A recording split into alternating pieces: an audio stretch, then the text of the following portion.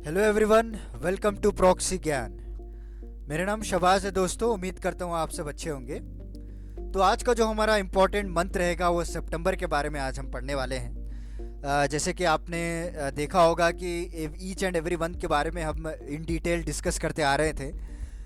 ये हर दिन कौन से इम्पोर्टेंट इवेंट्स हुए थे वो सारा कुछ मैं आपको बताता आ रहा था अभी तक।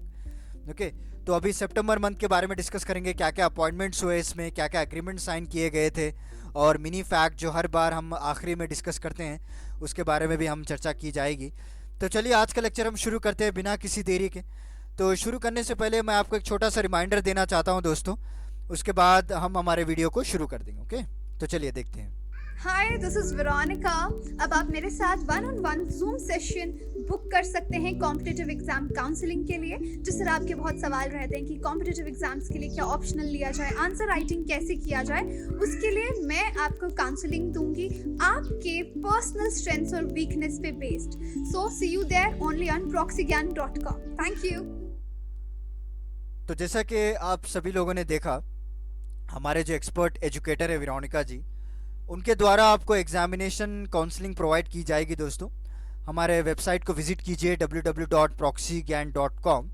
वहाँ पे आपको कई सारे जो है टाइमिंग्स और सेशन टाइमिंग्स अपने रिक्वायरमेंट के हिसाब से आप बुक कर सकते हैं। सारे डिटेल्स आपको जानकारी मिल जाएगी।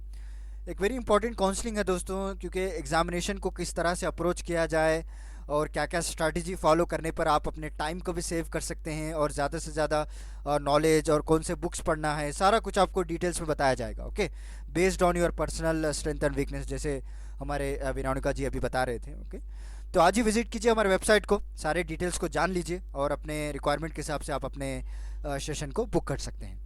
तो चलिए आज का लेक्चर हम शुरू करते हैं।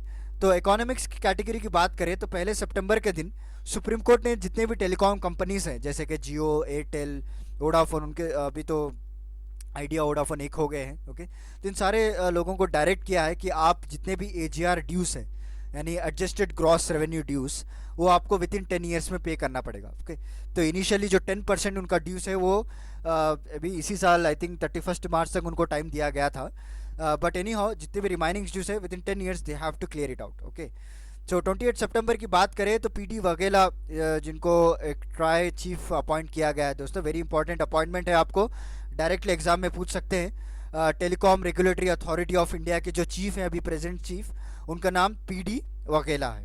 ओके, नेक्स्ट पॉलिटिकल कैटेगरी में बात करें तो राजीव कुमार जो है इलेक्शन कमिश्नर अपॉइंट किया गया है। This is also very important. Okay, जो प्रीवियस इलेक्शन कमीशन थे अशोक लवासा जी, उन्होंने एशियन डेवलपमेंट बैंक को as a I think as an ex officio chairman के साथ उन्होंने ज्वाइन किया है for Asian Development Bank. Okay, और राजीव कुमार जी को उनकी जगह अपॉइंट किया गया है as a election commissioner. Next 2 सितंबर की बात करें तो union cabinet has approved the mission Karmayogi. Okay, so what is this mission Karmayogi दोस्तों? सो देखिए, it's aims to prepare the Indian civil servants के लिए एक्चुअली इस स्कीम को लाया गया है ताकि उनको एक मोर क्रिएटिव बनाया जाए इन फ्यूचर। ओके, और रिफॉर्म्स लेकर आए इंडियन ब्यूरोक्रेसी में। कई सारे रिफॉर्म्स लाने पड़ते हैं टाइम टू टाइम, और उनको कंस्ट्रक्टिव एक डेफिनेटिव आइडिया प्रिपेयर किया जाए इनके ट्रेनिंग के दौरान। ये सारा कुछ मिशन कर्मयोगी के अंडर लाया गया है। This is very innovative thing. Okay, and next is question number was dropped in Lok Sabha. This is not so important दोस्तों, उतना आप याद करने की कोई ज़रूरत नहीं है। बस इसका जो अपॉइंटमेंट है वो याद रख लीजिए। राजीव कुमार जी को इलेक्शन कमीशन के जो है अपॉइंट किया गया election commissioner. And next union cabinet has approved this mission Karmayogi. Okay, 3 सितंबर की बात करें तो 3 सितंबर is nothing but PM Modi, हमारे जो लीडरशिप समिट है, जो USISPF यानी United States and India strategic partnership fund. Okay, तो इस पे इन्होंने एक समिट को एड्रेस किया है।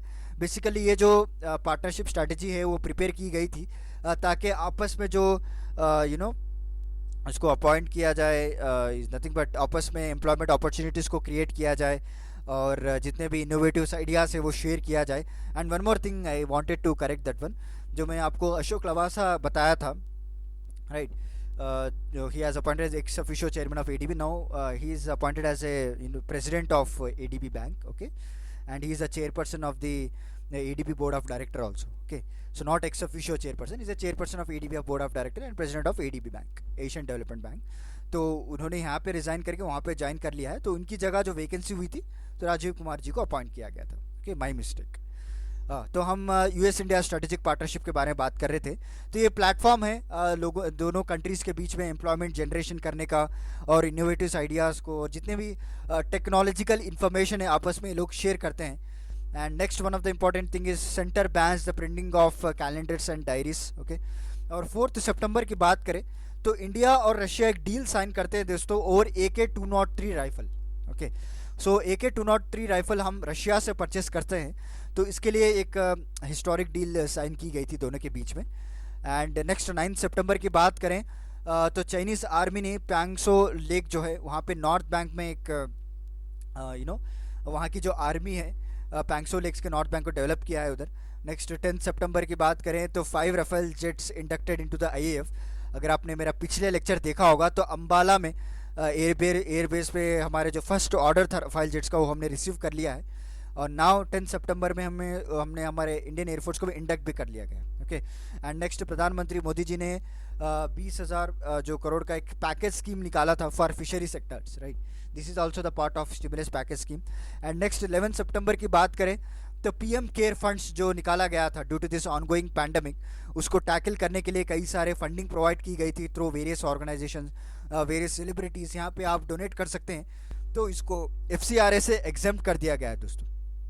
Okay, so it gets a exemption from FCRA, that is Foreign Contribution Regulation Act. okay, next 12 सितंबर की बात करें तो हरिवंश नारायण जी, उनको राज्यसभा का चेयरमैन री इलेक्टेड किया गया है as a chairman of Rajya Sabha. Okay, and next we will go to talk about 15 सितंबर, that is essential commodities amendment bill को पास किया गया था लोकसभा में. और उसके बाद एयरक्राफ्ट अमेंडमेंट बिल भी पास की गई थी. दोनों बिल 15 सितंबर को पास हुई थी.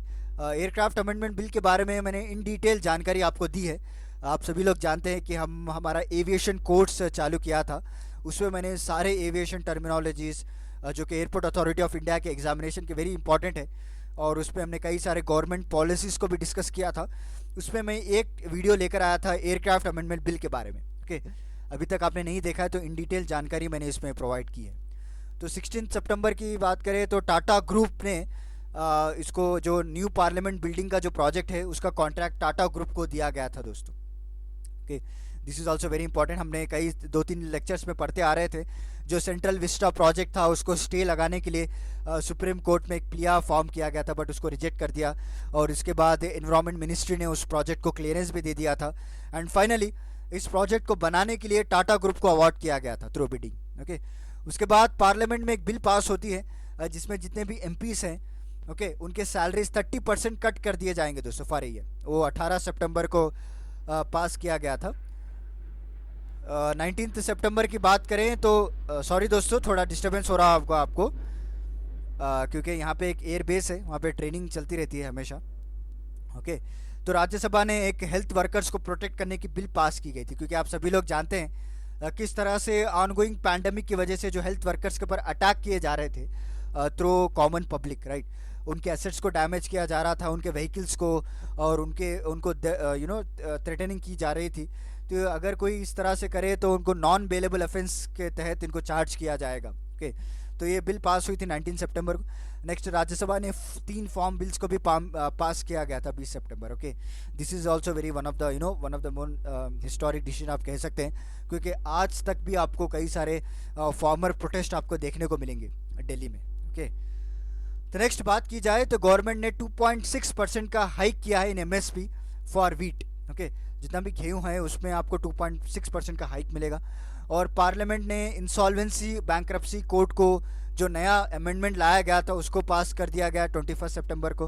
राइट, और पहली बार IAF राफेल फ्लीट में एक फर्स्ट वुमेन पायलट को भी अपॉइंट किया गया था दोस्तों. This is also one of the most important point to be noted down.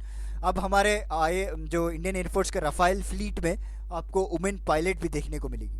Okay, तो 22 सितंबर की बात करें तो लोकसभा ने लेबर कोड्स को पास कर दिया है, और एपिडेमिक डिसीज जो अमेंडमेंट लाया गया था वो भी इन्होंने पास किया. एंड जम्मू कश्मीर के जो लैंग्वेज ऑफिशियल बिल्स हैं उसको भी इन्होंने पास कर दिया। अभी जम्मू कश्मीर एंड लद्दाख जो है 2 यूनियन टेरिटरी बदल गए हैं। जितने भी मैटर्स है अभी पार्लियामेंट डील करेगी, पहले तरह नहीं था। अभी जितने भी इंटरनल मैटर्स थे वो जम्मू कश्मीर डील कर रहा था। अभी now the entire power goes to the Lok Sabha, that is Parliament. Okay, and next Election Commission announces the 3 phase Bihar poles.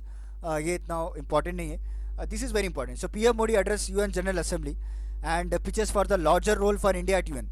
आप सभी लोग जानते हैं किस तरह से हम बड़ी शिद्दत के साथ लगे रहे हैं ताकि हम लोगों को एक परमानेंट सीट मिल जाए यूनाइटेड नेशन सिक्योरिटी काउंसिल में। और उसी को लेते हुए हमारे जो मोदी जी हैं उन्होंने एड्रेस किया यूएन जनरल असेंबली को, और हमारा जो इम्पोर्टेंस है, डेमोक्रेटिक इम्पोर्टेंस और जो रोल प्ले कर रहा है इंडिया इन इंटरनेशनल प्लेटफॉर्म, उसके बारे में बताया। किस तरह से हमारे जो सैनिक हैं, हम यूएन पीस कीपिंग मिशंस में हम लोग हमारे सैनिक को भेजते हैं, सोमालिया, साउथ सूडान, वहाँ पे कई सारे इंडियंस आपको देखने को मिलेंगे, सोल्जर्स, राइट। तो इस तरह हमारा डेमोक्रेटिक रोल को बताया उन्होंने, और बढ़ चढ़ कर किस तरह से हम लोग फंडिंग करते हैं। तो उसके ज़रिए से उन्होंने डिमांड की कि हम लोगों को भी जो यूनाइटेड नेशन सिक्योरिटी काउंसिल है उसमें एक परमानेंट सीट दी जाए। ओके, नेक्स्ट बात करें तो प्रेसिडेंट ने 27 सितंबर को इस फॉर्म बिल्स को असेंट भी दे दिया गया था। तो इसी के बाद जो है कई सारे प्रोटेस्ट आपको देखने को मिल रहे थे, right. Even the independence day के दिन भी आपको प्रोटेस्ट किए गए थे दोस्तों। उसके बाद इंडिया एंड डेनमार्क ने ग्रीन स्ट्रैटेजिक पार्टनरशिप को लॉन्च किया है एंड एमनेस्टी इंटरनेशनल इंडिया के जितने भी ऑपरेशंस थे उसको रोक दिया गया है। क्या आप मुझे बता सकते हैं, एमनेस्टी इंटरनेशनल एक रिपोर्ट को रिलीज़ करती है, उस रिपोर्ट का नाम अगर आप जानते हैं तो हमारे कमेंट सेक्शन में टाइप करके बताइए। ओके, 30 सितंबर को जो बाबरी मस्जिद डिमोलिशन केस में जितने भी अक्यूज्ड पाए गए थे उसको एक्विट कर दिया गया था, तो सीबीआई कोर्ट के द्वारा उनको रिलीज़ कर दिया गया था। I don't want to go into any religious matter, just मैं जो भी करंट अफेयर है उसके बारे में मैं आपको पढ़ाना चाहता हूँ। और please don't comment such think कि रिलीजियस कम्युनिटीज़ को भी हर्ट हो। ओके, तो सोशो कल्चर की बात करें तो 9 सितंबर के दिन फर्स्ट किसान रेल डिपार्ट हुई थी दोस्तों, फ्रॉम अनंतपुर जो आंध्र प्रदेश में है, वहाँ से लेकर दिल्ली के आज़ादपुर मंडी तक एक किसान रेल माना जाता है। और इसमें कई सारे गुड्स सप्लाई किए जाएंगे फ्रॉम एपी एंड डिफरेंट आसपास के जितने भी स्टेट्स हैं, वहाँ से लेकर आपको दिल्ली मंडी तक पहुँचाया जाता है। एंड उसके बाद दिल्ली मथुरा से भी कई सारे किसान रेल गए हैं, बट फर्स्ट जो किसान रेल है वो अनंतपुर से स्टार्ट हुई थी। 10 सितंबर की बात करें, होम मिनिस्टर ने FCRA का रजिस्ट्रेशन परमिशन ग्रांट कर दिया। अभी गोल्डन टेम्पल जो अमृतसर में है उनको अभी FCRA के तहत फॉरेन फंडिंग भी आपको मिलती रहेगी। Okay, next science and technology की बात करें तो इंडिया ने PUBG को बैन कर दिया है। बाइडू जो कि एक नेविगेशन प्लेटफॉर्म है उसको भी बैन कर दिया है। 116 मोर चाइनीज ऐप को इन्होंने बैन किया है। तो इनिशियली अगर आप देखें तो जून और जुलाई के महीने में 59 चाइनीज ऐप को हमने बैन किया था। उसके बाद मोदी जी ने वीबो को भी छोड़ दिया था, एक माइक्रो ब्लॉगिंग प्लेटफॉर्म था like Twitter and Facebook. Then again 2 सितंबर को PUBG को भी बैन कर दिया गया था दोस्तों, बहुत शॉक लगा था हमारे इंडियंस को। ओके, सो उसके बाद DRDO ने एक हाइपरसोनिक टेक्नोलॉजी डेमोन्स्ट्रेटेड व्हीकल को टेस्ट किया है successfully on 7 September. And 9 September HAL एक इंडिजीनियस लाइट यूटिलिटी हेलीकॉप्टर को टेस्ट किया है इन हाई अल्टीट्यूड इन हिमालयास को लेकर।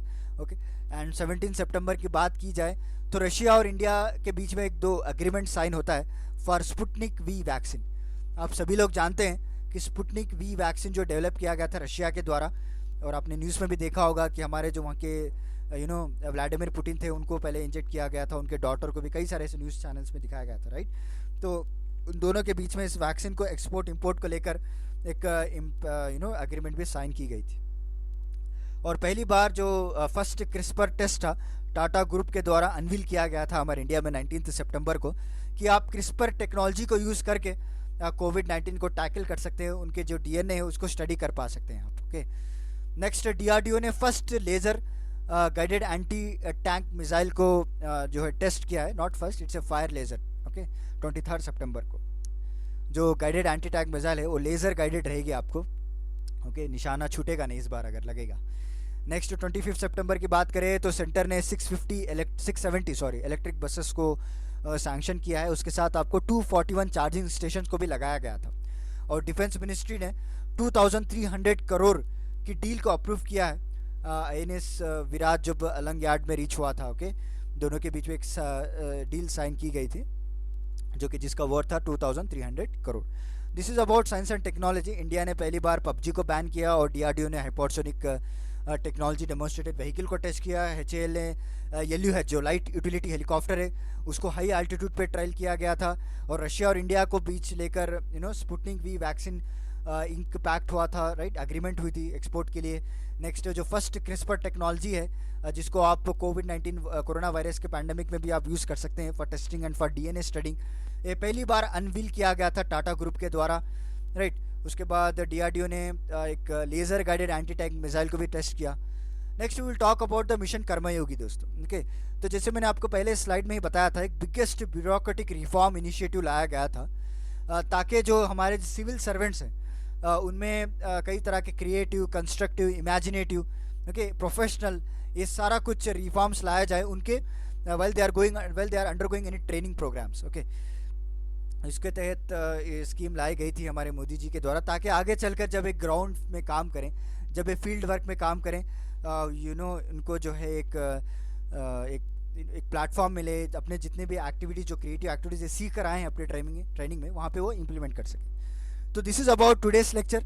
उम्मीद करता हूँ आपको आज का मेरा लेक्चर पसंद आया होगा, ओके। कुछ इंपॉर्टेंट अपॉइंटमेंट्स भी हमने पढ़े स्टार्टिंग में, वो आप अच्छे से नोट डाउन कर लीजिए, क्योंकि एग्जाम में आपको डायरेक्टली क्वेश्चन पूछ सकते हैं।